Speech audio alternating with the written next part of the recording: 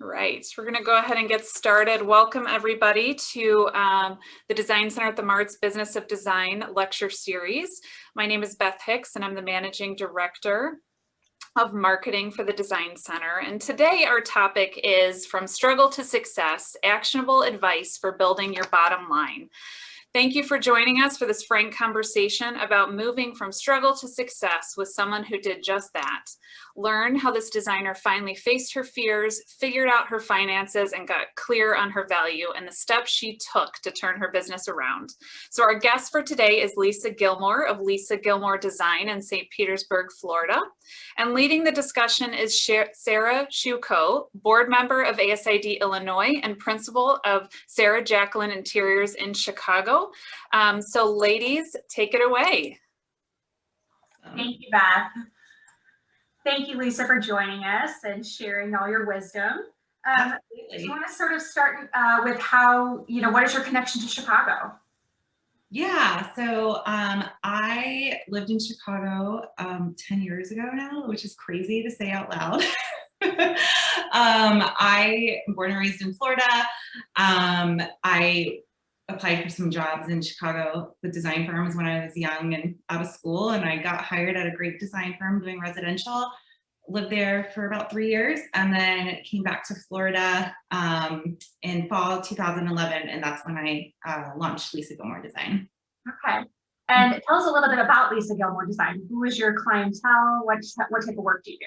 Yeah, so I've been in business now, it was 9 years in December, and we are a full service luxury interior design firm. We specialize in new construction, renovations, decor, things like that. And we really do the full client experience from inspiration to completion. Okay. Mm-hmm. And then, so, what were some of the problems that you were finding in your business early on? And then what was that aha moment that made you turn it around? Oh, goodness.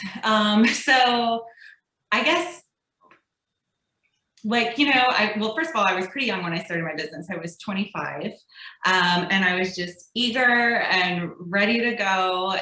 I started my business from a need because I moved back here, and I didn't really find a design firm that I was comfortable working for after being in Chicago and being introduced to so many cool things and going to the merchandise mart and all these just amazing things at your fingertips. And that wasn't reflected here in Florida at the time. And a lot of things were just kind of very simple, beach and white and gray, which there's nothing wrong with that. But if you take any look at my portfolio, that's not my jam. Absolutely beautiful work, and your website is stunning. Thank you. Thank you. So my business came out of a need and a desire for my own aesthetic and my voice and what I'd learned, and not fitting in that gray and white box.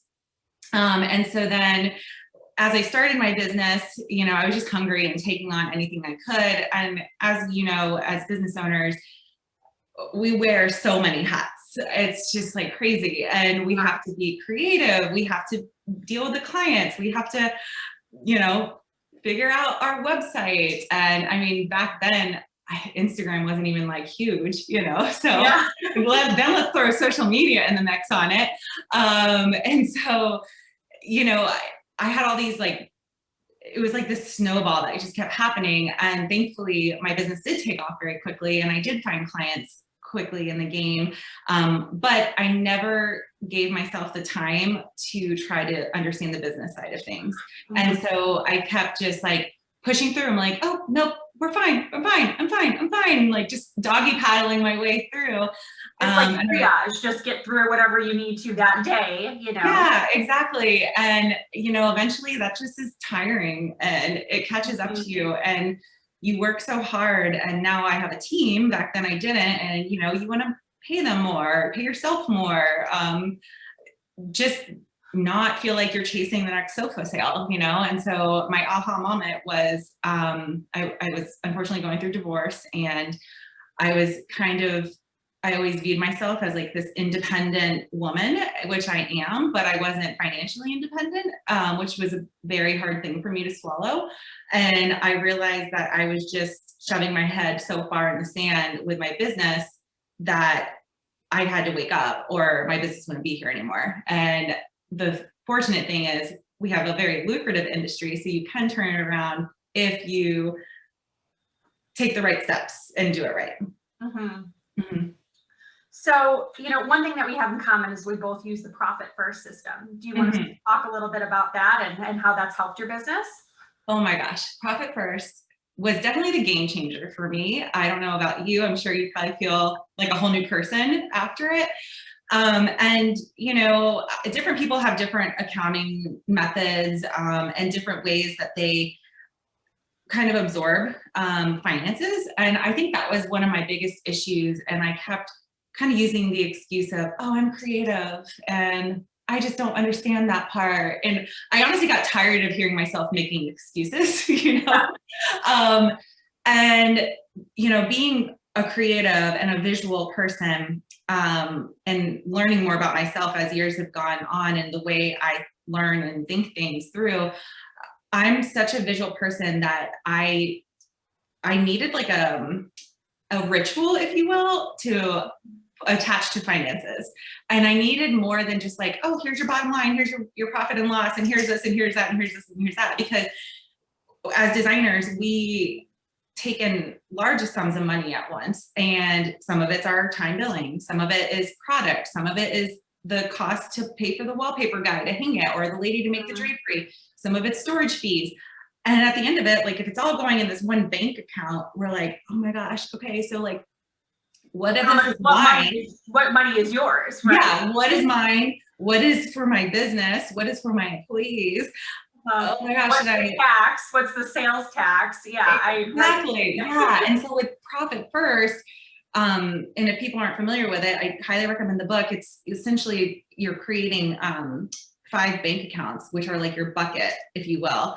And I have 6 because I have the main account that drops in all the money from the week. And then every week on my Finance Friday, I go through with a spreadsheet of our income in, and then our cost of goods to go out or operating expenses to go out. And I divvy up the money into each bucket. So it's my cost of goods account, my tax account, my owner's pay, my operating expenses, and my profit account for the business. And doing that literal action and visually seeing it and doing it was just such an aha moment for me, and for my brain to be able to like comprehend it so much clearer. I don't know about you, like how was your experience with it? Well, because we're visual people, so looking at it all divided up, you can say, okay, I understand where this money is allocated for to make sure that you have enough to pay your operating expenses and that you're not spending your tax money. And it just, for me, it's just complete game changer from looking at just a large lump sum of money and being like, I don't know what this is for. Right, exactly. Yeah. And for me, so I've been doing Profit First now for 2 years. And the first part of it, it's hard because you're like, wait, I'm not making that much money. So how can I put money into this account for profit, or this and that. And sometimes it, like, I always say like the first 3 or 4 months is a little hard to like flush through. But once you get through that hump, you're like, whew, in the clear. Yeah. But it's crazy because prior to this past year, I did an extension on my taxes every single year. And last year was the first year that I had my taxes done early. I had a check waiting, and I was like to my CPA, just tell me how much it is. I want to write the check. Yeah. And I'm the same way right now. I'm like, let's just get it over. I have the money. Let's just get it cash, Yeah, it's so true. And then whenever he told me the amount, I was disappointed that we were going to do an electronic payment. I wanted to actually like physically write a check and mail it. Well, I've been on Profit First for about 6 months, and I do think it takes about 2 to 3 months to really get in the habit of it. Agreed. I love your Finance Fridays. I love that. That's a fun way to make it. Yeah, it's one of my time blocked times every Friday. My team knows like I'm in finance mode. This is what I'm doing. And once you get into the system of it, it's actually fun. And I actually look forward to it, and setting the goals with it and everything. Yeah, I have a bookkeeper that I work with who sort of helped me get started on it. And then for me, having somebody else to keep me accountable in that sense to make sure that I'm doing it properly was really, really, like, it got me over the hurdle of doing it in the first 100%. And that's something that, like, for people who are listening, if you're curious about Profit First, or even if you're feeling like a total chicken with their head cut off when it comes to finances, getting a valuable team together that you can trust and be vulnerable with is the first thing you have to do. Because I mean, there's still things that I don't know. There's still things that I'm learning and trying to understand. And, you know, if you don't have those teams together to break it down in layman's terms for you, then you're just going to keep struggling and you're going to hate it. And if you are working with someone that's not a good fit, I suggest you find someone else, because you're paying them, you're their client, you're paying them. So they need to accommodate you and your needs. Exactly. Yeah. So where do you start when figuring out your balance sheet? Oh gosh. So that is an area that so my bookkeeper, she sends me a weekly snapshot every week of everything. And I got to the point where I was so obsessed with it, literally down to the paper clips that we use. Oh my gosh. I office, you know? So yeah, I just became crazy over it, because I was like, why are our operating expenses so high? This is crazy. We don't need to use this much paper. You know? Yeah. And so I line item every single thing, you know, and we have to pay for photo shoots and different things like that and stuff like that. And so I line item those things out, and I just really drill down on those. And so once you have your operating expenses into a lean, understandable thing of what you're spending, it's easy, because then weekly you just put that, you know, 20% or whatever it is that you need, 30% into that account, and you know it's covered for to go out. And so yeah, that's kind of how I do it. So when you first started Profit First, did you do the thing where you cut back like a certain percentage on your operating expenses every month, like it suggests? Because I find that has been a struggle for me to figure out how to do. Yes, and it is very hard. And so my operating expenses were very high. And that was one thing that kind of woke me up, that we weren't charging enough, because my operating expenses and certain things that I couldn't let go of were not, you know, and I'm like, wait a minute, they got to pay more to have all this. So it was a kind of a thing of leaning out the operating expenses, but also just bumping up the revenue to cover those things. So, and that's still something I'm working on all the time, because, and there's certain things that you think you need or you can do, and then you think of a better way to not have to have that subscription to some kind of a program or something like that. But yeah, I'm always trying to find ways to chisel it down, you know? Yeah. Well, that leads into our next question. Do you set weekly, monthly, or annual goals financially for your business? Oh my gosh. Yeah. I'm a goal nerd.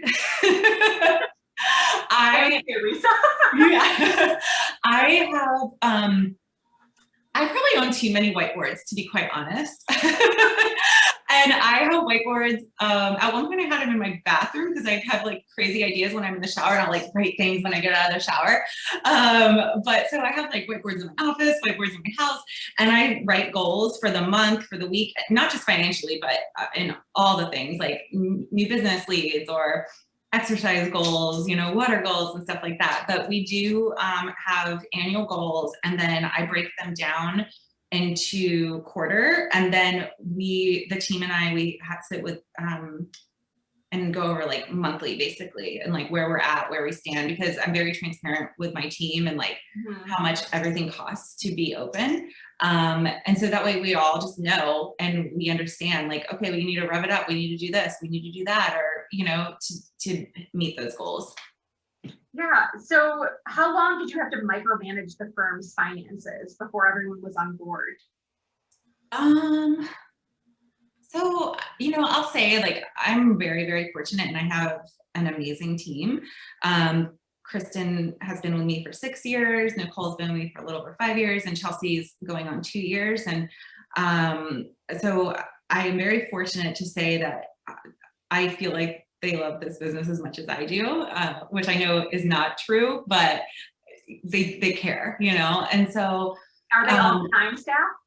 With that? Are they all designers? Are they all designers? No. So Nicole is the only designer, and Okay. Kristen is my director of operations and procurement. So she does the invoicing, purchase ordering, you know, those kind of things. And Chelsea kind of started, so almost 2 years ago, as a team assistant, kind of like a catch-all. And her background's actually in finance. And she started as like she started as a kind of like a catch-all because we were growing and we needed help and assistance, but we didn't really know honestly what all we needed just yet. And so she came on, and it turns out like she just really absorbed design very well. And she's, one of her strong suits is just communication with people and stuff. And so she's kind of taking the lead as project manager on the team now, and which has been phenomenal to watch her grow. But back to the original question, sorry. Basically, kind of when I came to them and was just honest and was like, we're struggling financially.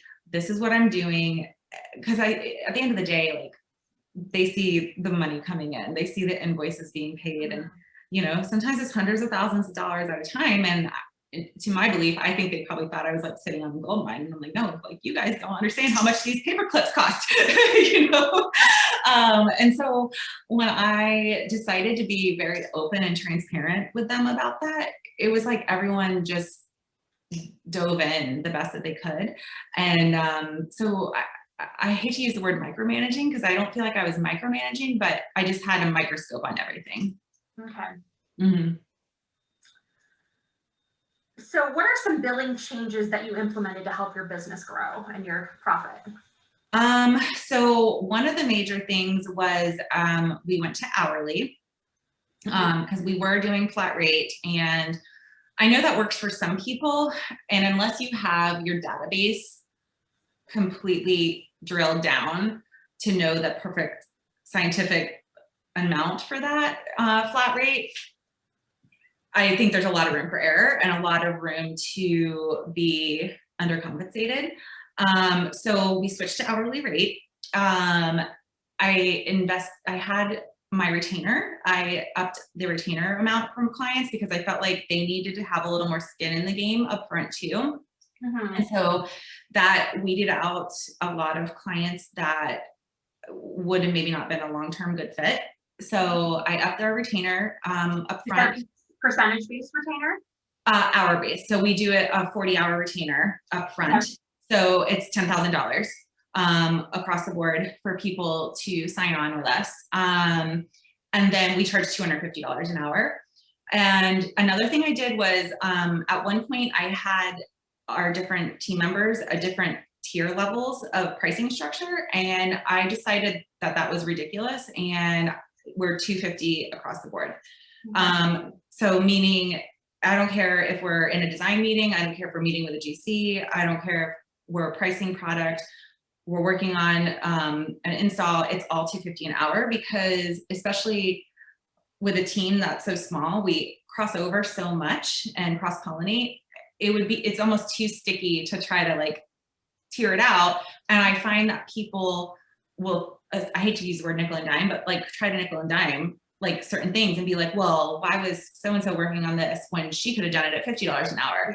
Yeah. It really you manage your staff and who exactly what. Yeah. So it really eliminated that completely, and even the playing ground. And also too, in terms of like team ownership and also like confidence, everyone's equal. No one's worth more in a client's eyes or not. And so it was good for also team grounding too.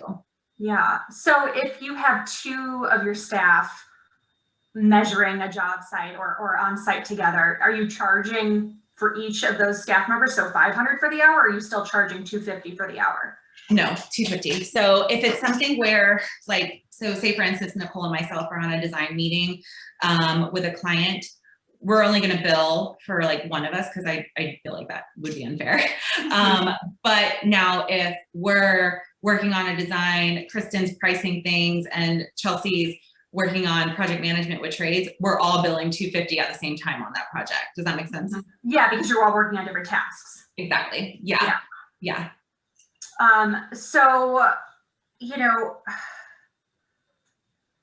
how do you avoid the temptation to undercharge? So if you're feeling like the job is taking too many hours, or, oh my gosh, we can't charge this much, you know, they'll never pay that amount. How do you combat that little voice in your head to leave hours on the table? Because I think that's a problem a lot of designers have.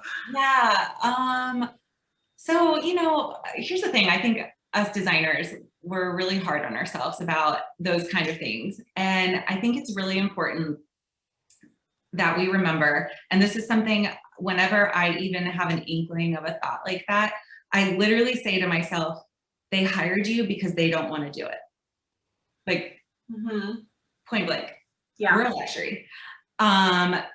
You know, if someone is going to go car shopping and they're looking at, I don't know, some kind of car. I'm not a car person, but you know, you can start with your base grade and you can add up. You can get the custom wheels, you can do all the things, you get the leather, you can do this.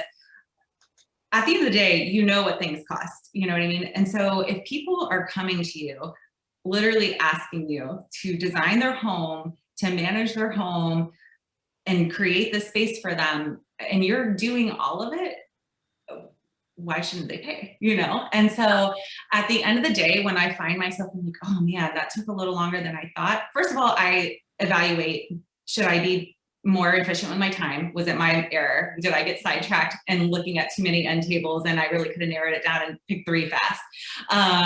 Or is it something that really took a long time, you know, that is justifiable?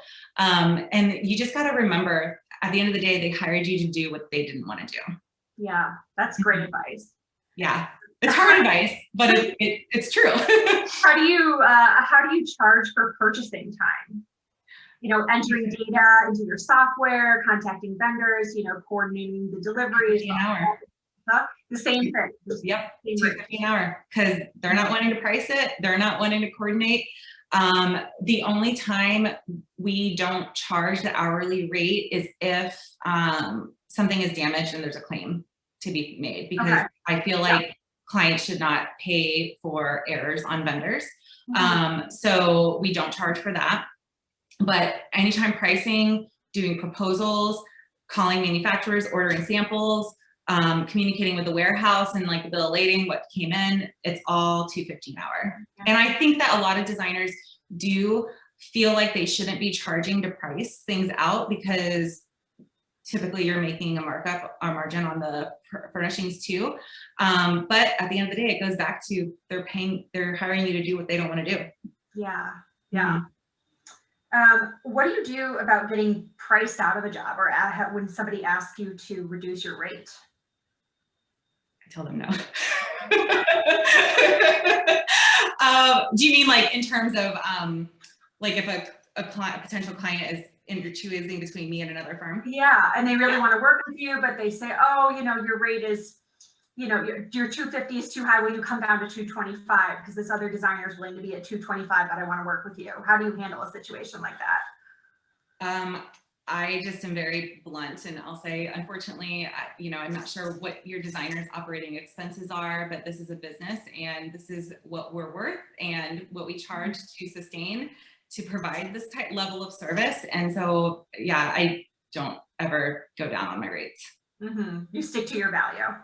Yeah, I mean, you have to, because if you start a project on that level, imagine how the rest of the project is going to go. Because a lot of these projects are 6 months, year, 2 years, 3 years, some of these custom homes. So imagine starting the beginning of your project with them discrediting your value.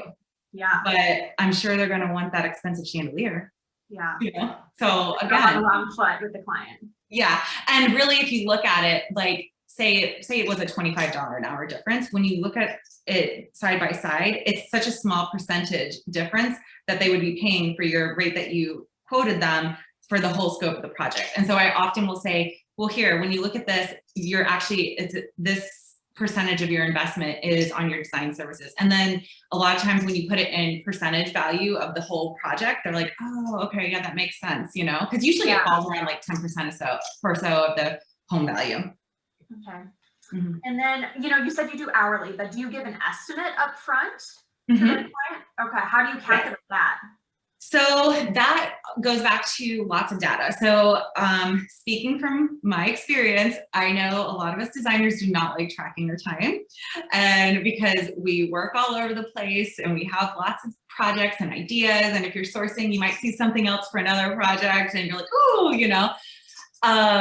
So you have to be strict on yourself. And it really comes down to time management and tracking your hours. And with my team, especially if you have a team, whatever kind of software you use, making sure that the hours are accounted for and like labeled within your system so you can set out your reports of like, okay, this was project procurement, this was documentation, spec books, drawings, this was sourcing, this was client meetings. So you can kind of look at a project and say, all right, so this renovation, we did, let's say 75 hours of drawings, documentation, and spec books. And we did, I don't know, 10 hours of pricing and procurement. I'm just pulling random numbers. Mm-hmm. And then you can look at all your different projects. And when people are giving you their scope up front, you can say, all right, so this project is going to have minimal construction. So I know I can be in this area here. And so I always spell them out to clients. And I even do furniture estimates too, because I find that people, they remember what they want to. And so you might tell them, hey, I charge $250 an hour. It's the company rate. And so it's anytime we're touching your project.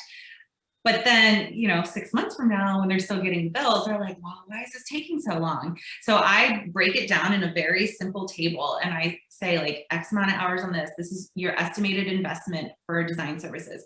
And then another thing I started doing was doing high-low tiers of furnishing spendings and saying like that based on what you've seen in our portfolio and your goals that you have expressed to us, in order for us to execute a project to these standards, you need to be at minimum here and you will fall in between here and here. Now, granted, if you want to go higher than this, we're game, but to be in our realm, this is where you need to fall. And so it really takes a lot of guesswork out. And we even do estimates for our warehousing and install day, everything up front. So people know like, hey, you're going to get a bill for $2,500 at the end of 3 days of install from a white glove delivery crew. So there's no sticker shock there. And it's all written down in a proper format, you know?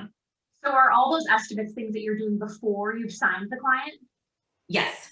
Okay. Yes. So how do you know, that sounds like a lot of work up front. How are you making sure, you know, you're not giving away too much time and, you know, and all these great resources for the client, a budget breakdown of furniture, you know, making sure that you're really getting paid for your time as opposed to giving so much of it away up front and then having them not sign?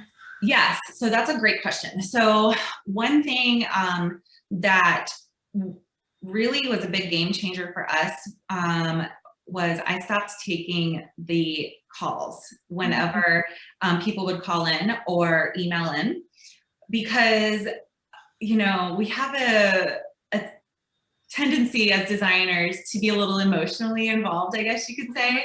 And people will be telling you about this dream house and all these things. You're like, oh, that sounds so nice. Oh, and their family and their dog and their, yeah. And you're like, oh, little Susie's going to kindergarten. That's great. I want to create a great room for little Susie, you know? And then by the end, you're like, man, I just really want to work with Kathy and little Susie and Tim, but Kathy, Susie, and Tim can't afford you. And so, you know, yeah. But I would always be like, oh, maybe I can make it work and this and that. But at the end of the day, you weren't doing yourself a service because you're working harder and the expectations and reality are two different things. Mm-hmm. So I stopped taking new business calls and my team member, Chelsea, takes them.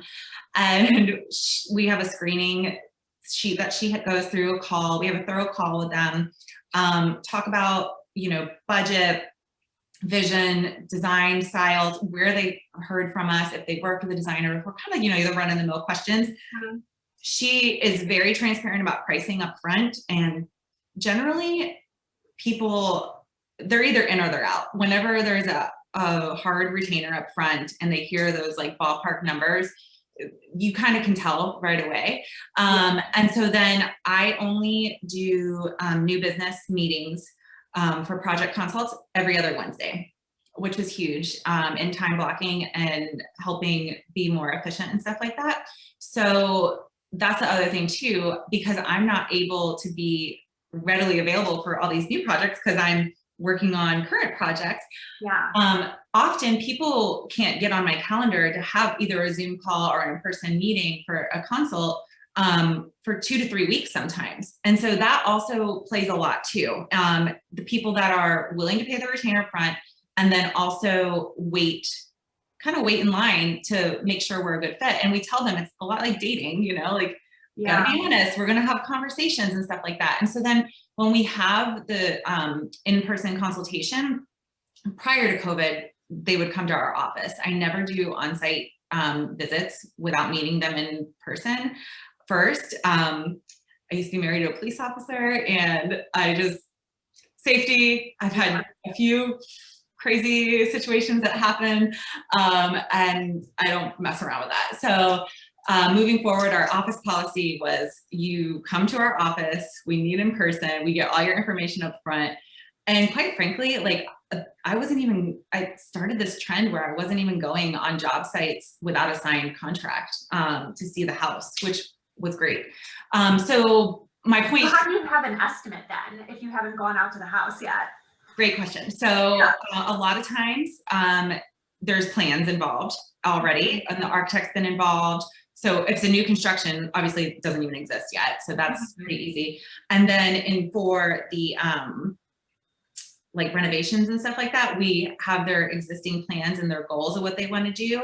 And I can create a skeleton off that. And I'm generally overestimating in some areas just because there are a lot of, you know, uncertainty things. But by the time I get through the screening with Chelsea, the new business call or in-person meeting, you can already tell if it's going to jive or not. And so I guess you could say I don't do a lot of estimates unless we already have that synergy going. And it's kind of like learning how to weed those people out. And again, standing strong in your space and knowing when it's a good fit or when it's not. Mm-hmm. You've sort of done that weeding out. Well, Chelsea's done that weeding out for you on the phone before they even come to meet with you. They know what their sort of investment is going to be. Exactly. At least with their retainer, you know, to even know if they're in the ballpark to be able to work with you. Yeah, exactly. And when we tell them, like, you know, expect to spend XYZ per room on your furnishings if you want this kind of look, like it really weeds a lot out. So that's sort of like a standard sheet that you've put together, you know, a high, medium, low. So Chelsea has on the phone. Okay. Yeah, exactly. Kind of like when you look at a car dealership, you know, there's like the base model and then like build your car. It's kind of the same idea. Okay. And then you had mentioned something I just wanted to touch back on. You said you track all your time. Do you have a special software? What's your secret, you know, to tracking time? Yeah, so I have a couple ways that I do it. So we used to use the Ivy software, which has a time stopper in it, but we actually just recently are switching platforms. We're going to Studio Designer. But I don't like using the stopwatch just because I find like sometimes like if I'm working on something, I might forget to turn it off. And then all of a sudden I'm like, oh my God, it's been over 27 hours. So what I started doing is I am very old school and I have a planner that I write, you know, everything in. And I will literally write a note like Smith project and I will write Smith and 1 o'clock and I'll put like what I was doing. And then I carry this planner literally with me everywhere. It's like, you know, attached to me. And then when I'm done, I put a little like star, like ended Smith. And so then at the end of the day, I go through what I did and then I log it all in and put my notes. Designer. Yeah, exactly. Okay. So I log it daily. And that's something I started implementing with my team too. Like allow for, you know, time at the end of your day to log your hours, double check your things. And also that's a good way to check in on yourself and your time management too, you know, and if you're wasting time on certain things or need to spend more time on stuff, but you'd be amazed at like the more time you can find whenever you start kind of doing it old school. Yeah. So do you use your staff? Do you the sort of old school handwritten method to track their time? Yeah, the planners, and they do the same way, because I don't think Studio Designer actually has a stopwatch, but I'm not sure. I use Studio Designer too. I'm not sure if they have like a stopwatch function. We use Toggle in our office, and we're trying to get better at it, but the same sort of problem. And oh no, it's been running for 22 hours. Go back, and they'll have to go back and edit it. But so designers have a hard time making sure that they're accounting for all of their time.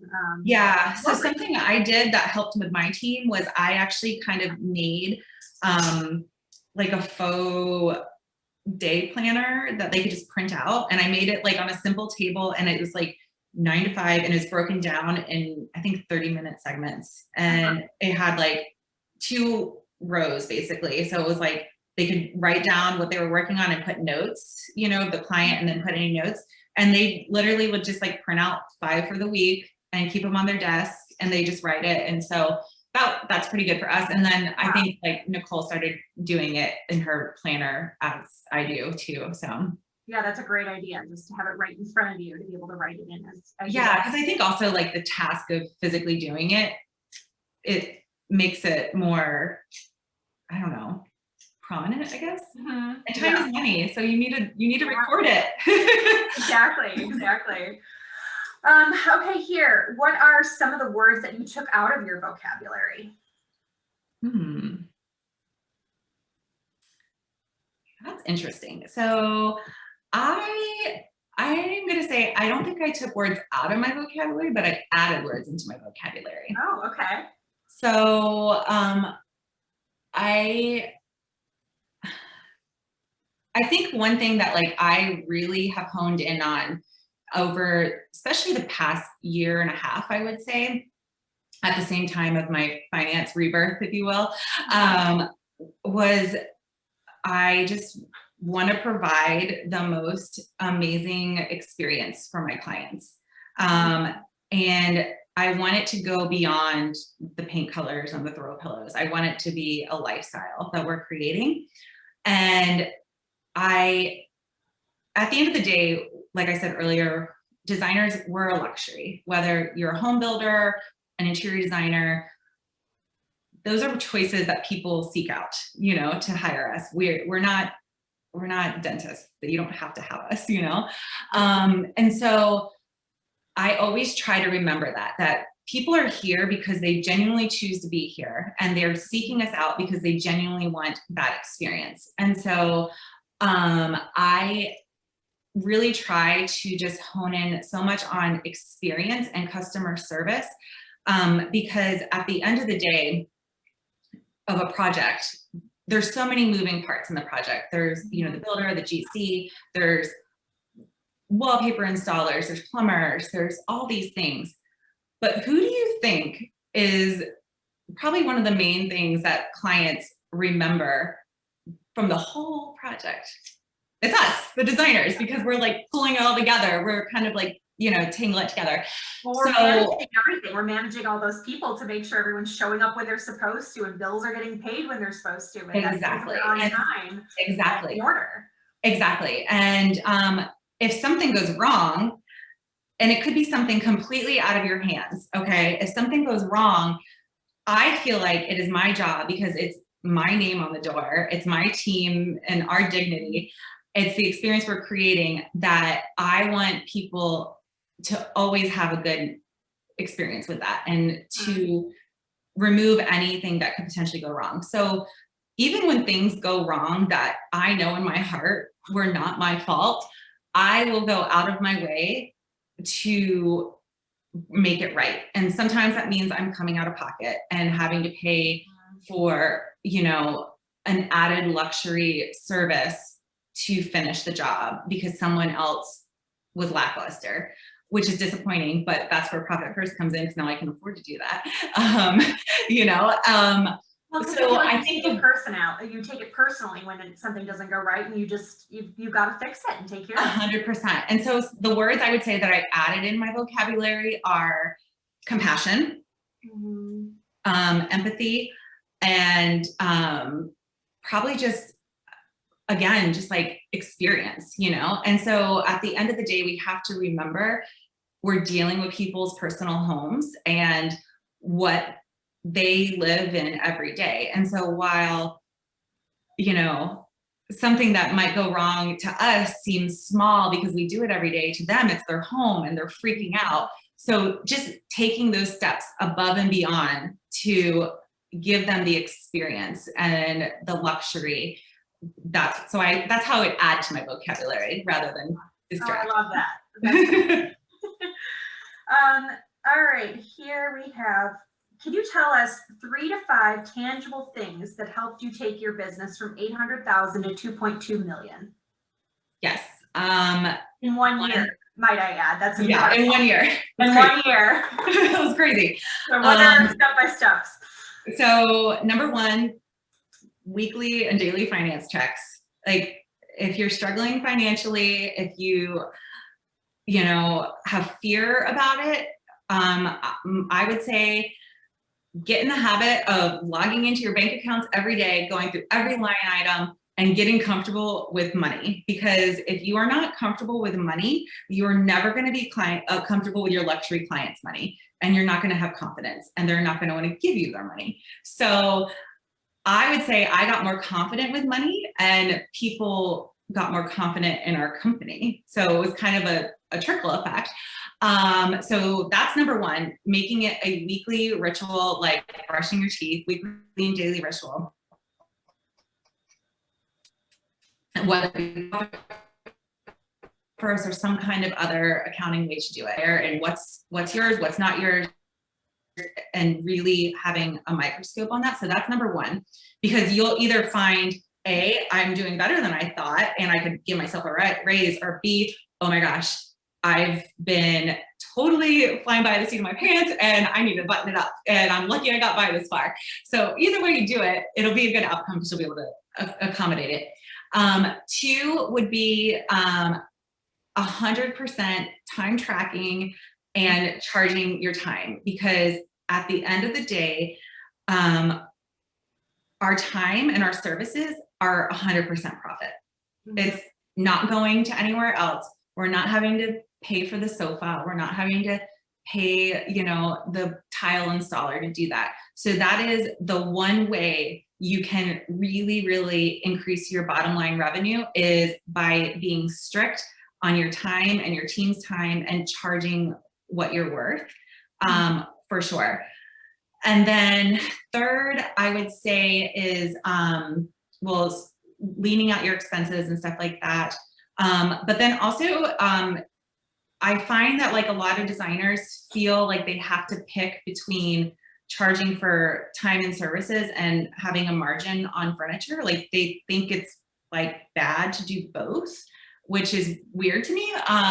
And I think charging your margin on furniture that you're purchasing at wholesale and your time, like someone on Luann Nigara's podcast last week when we did Luann Live, or the week before, said it perfectly. I think it was Sandra Funk. And she said, why would you pass along your discount that you get from different vendors that you have established a relationship with and cultivated for years and years, sometimes at a time, and keep bringing new business?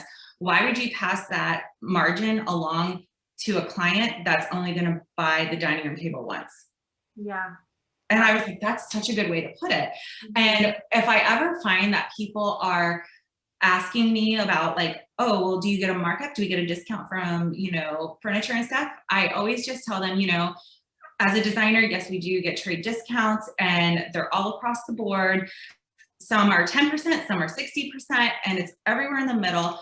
Our goal is for you to always be under retail, and that's kind of it. You don't list in your contract, you don't list a percentage markup across the board. You just say you'll pay less than retail. Yeah, I think it says something like, actually, you know what? I don't have in my contract, I took out a line item about markup. I just took it out, because if you think about it, like, you don't go to Target and know what they paid for it. Like, this is a business. And so that's the other thing too, is I feel like if you can get your head strong in terms of business ownership and understanding like, this is a business, this is a bottom line, this is my livelihood, this is my team's livelihood, I want to provide great lifestyles for them. You won't, if someone asks you that, it's almost to the point now where I'm like, I'm not telling, I just don't tell you. Like it's ridiculous. So, do you ever have clients then who try to shop the product, like and find it online or find it on Houzz and they're seeing it the net price, but you've marked it up 25%, you know, how do you deal with that? It does happen, but it is rare. In my contract, it says that things are purchased through us. No matter what, you don't even give them the option to. Yeah.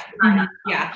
Like, I mean, let's be real. If they're on vacation somewhere and they see like a really cool vintage chandelier, I'm not gonna be like, no, I have to buy it for you. Like they're gonna buy the chandelier. But yeah, no, they don't really do that too much. And also because when Kristen's working on pricing, she'll do a quick search if it's something that's searchable. But also the other thing is too, like the more customizable you get on things, the harder it is to be shopped. Yeah. So that should just be more incentive as designers to be more creative. Like obviously we can't do that with certain things like lighting and, you know, stuff like that. And that's not great, but Kristen will just do a quick Google search and always make sure we're under whatever Paragold or something selling it for, you know? Yeah.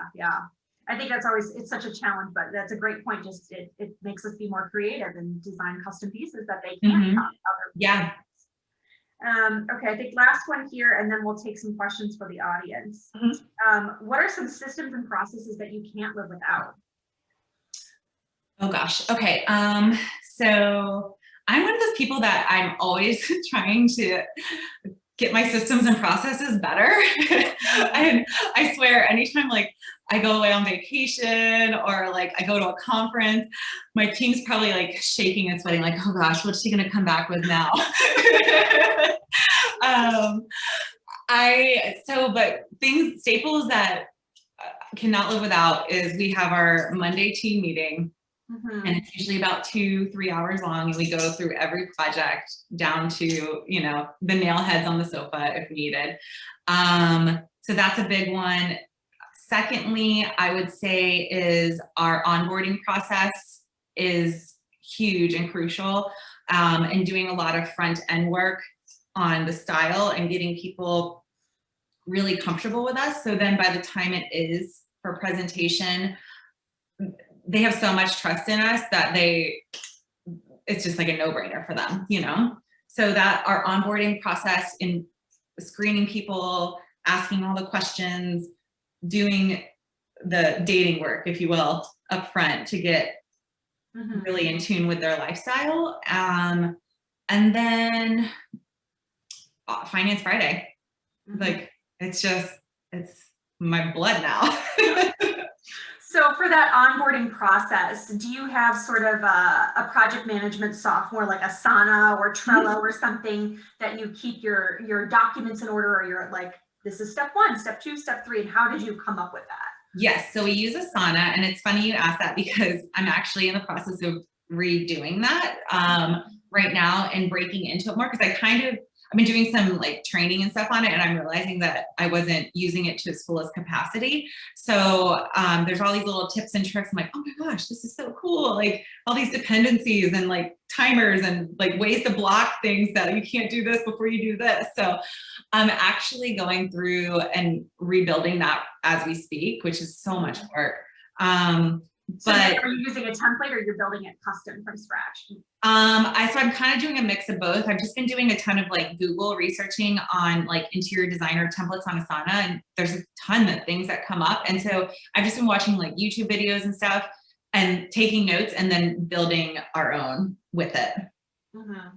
Yeah, I have been trying to figure out, to use Trello or Asana, because I think it's a great way to keep yourself organized and to figure out, especially when onboarding new employees, this is how we run our business. This is the order of operations. 100%. And now in a world of COVID, when we're so digital for team members and stuff like that, it's such a great way to communicate and stay on board, like on track, I guess I could say.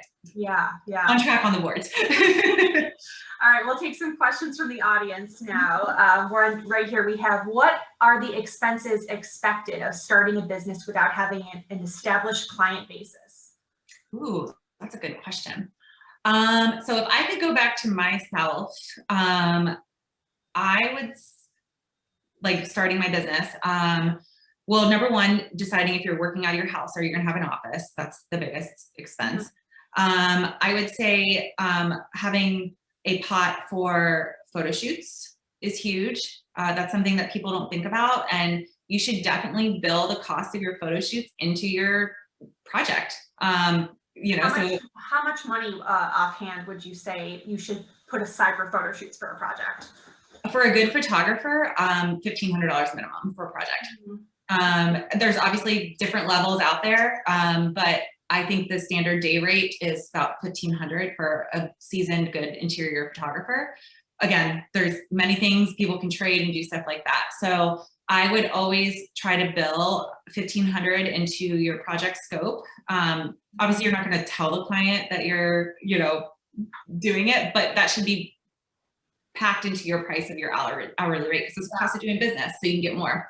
So photo shoots, I would definitely invest in like a website person to help you with that kind of stuff and your branding. So that's something that is always changing and growing. So, you know, maybe start small, and it's $1,000 a month that you put towards, you know, website development, branding, and things like that. And probably just get in the habit of, you know, your car, your gas, going to and from, and stuff like that. And really just writing those things down and trying to be, I guess, as green as possible, which I always think is funny since we like use wallpaper and stuff, which is not green, you know, and being more digital to have lower operating expenses. Well, that sort of leads into this next question of, do you include overhead in your project, and how do you account for that? Yes, so that's where you kind of have to go in back to our lovely data and breaking down the cost of your employees or yourself to execute a project. And then you need to do X percentage on top of that. So you have your baseline that it costs for you to pay yourself or pay your employees. And then you need to do, oh my gosh, what is the percentage? I'm drawing up like now for like in profit first for operating. Is it 40% they say, or 30%? I have different numbers for mine right now. Yeah, I think the ideal sort of different. I think when you start out, yeah, it is. I think yeah, the ideal number is like 30% is like your goal number. So like 30% of your bottom line revenue should go towards your operating expenses.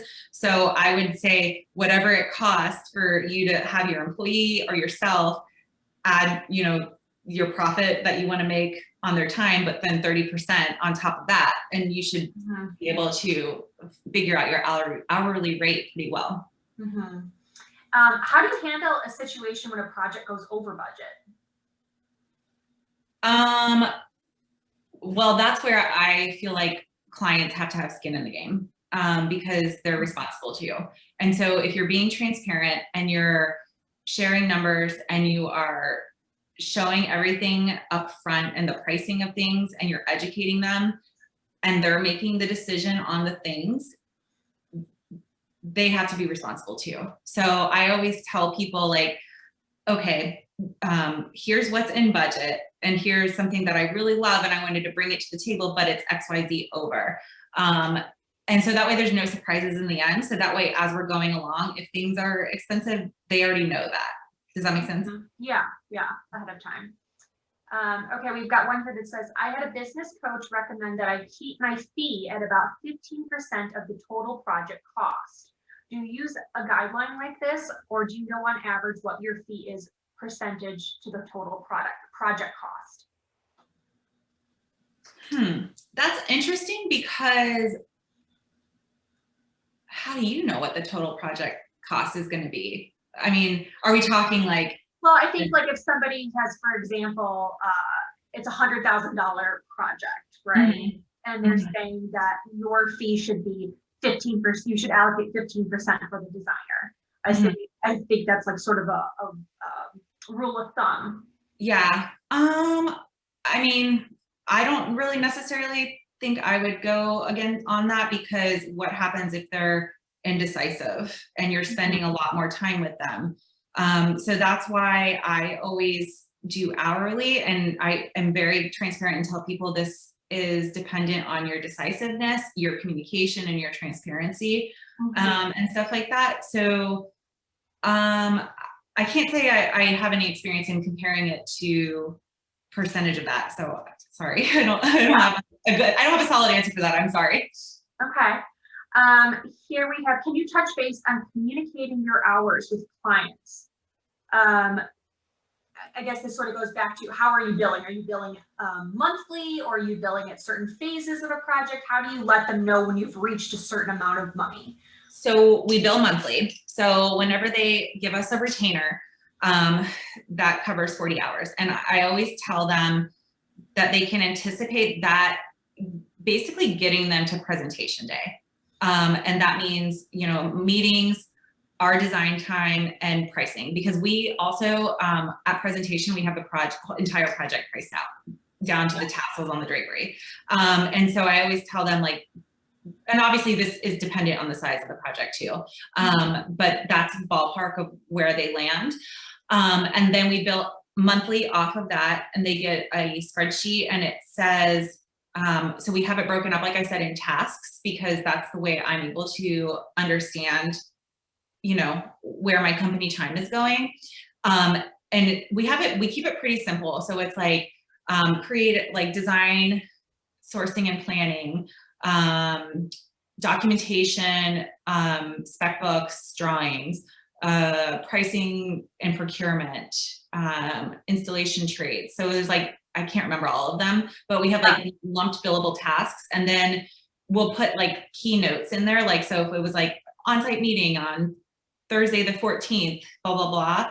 But we don't like put too much information, because we don't want people to overpick it, but we don't put not enough to where they don't understand what is being paid for. Does that, you know, it's like a nice middle ground.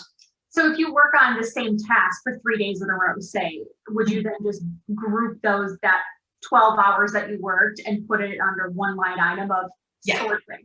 Okay. Yes. And you're not breaking down the sort of the days that you're working on it. You're just sort of lumping the tasks together. Yeah, exactly. Okay. All right, here's our last question, because I can believe we're already at 4 o'clock almost here. Gosh. We're having so much fun here. Okay, what is your approach to marketing and PR? What percentage of your clients do you think come from word of mouth versus marketing and PR? It's a good one.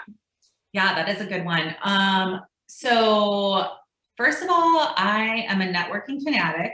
So when I first started my business, I literally was at every single networking event you could imagine. I was a hungry 25-year-old. So I think that helped me a lot, because I was meeting anyone and everyone that I could, even if they didn't need a designer. In my head, I was like, they might know somebody that needs a designer, so I'm going to be the designer they think of. And back then I had really, really bright orangey red hair, and I almost feel like that was like my walking billboard. It was like the covery redhead designer, you know? So that got me to a good spot.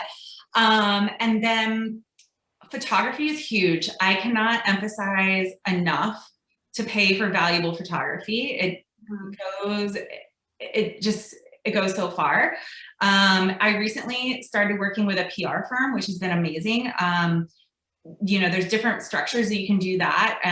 It is definitely an investment. And it's something that, again, because of profit first, that I've been able to save for and use, and it's been great. So it's a lot of like word of mouth, trying to just get as much exposure as an expert in your industry.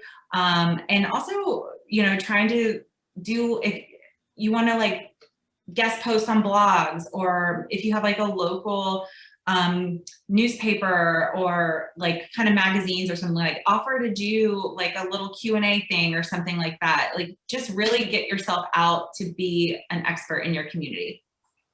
That's great. Thanks. All right, I think we're at 4 o'clock here. Oh my Yes, thank you so much, Lisa and Sarah. We are out of time for today, but what a wonderfully informative presentation. And it was so great to hear your insights, Lisa, on how you grew your business. So congratulations and thank you again for your time. Thank you for everyone who's joined us today. If you want to go back and review, this presentation has been recorded and will be on the Design Center YouTube page in a few days. So thank you so much. Awesome. Thank you guys for having me, and this is so fun. Great. Yes, thanks so much. Thank you for sharing, Lisa. This was great. Of course. Have a good day, guys. Bye. Bye.